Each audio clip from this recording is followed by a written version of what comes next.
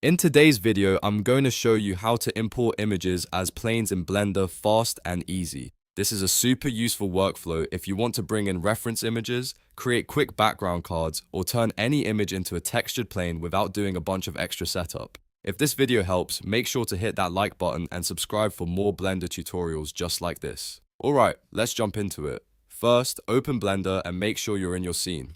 To start the process, press Shift and A on your keyboard. This opens the Add menu. From here, go down to Image, and then choose Images as Planes. If you don't see this option, you may need to enable the add-on first, but in most cases, it's ready to use right away. Once you click it, Blender will open a file browser. Now select the image you want to import. This can be a photo, a texture, a reference image, or any other image file you want to place in your scene. After selecting the image, click Import Images as Planes in the lower right corner.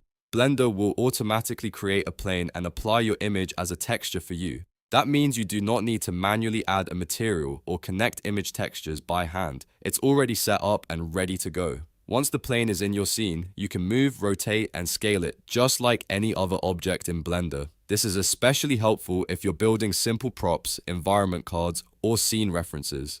You'll also notice that the image works properly in Material Preview and Rendered View, so you can see how it will look with shading and lighting while you work. If you want to check it, switch your viewport shading to Material Preview and the image should display clearly on the plane. If you switch to Rendered View, it will also appear there, which makes it great for testing your setup before final output.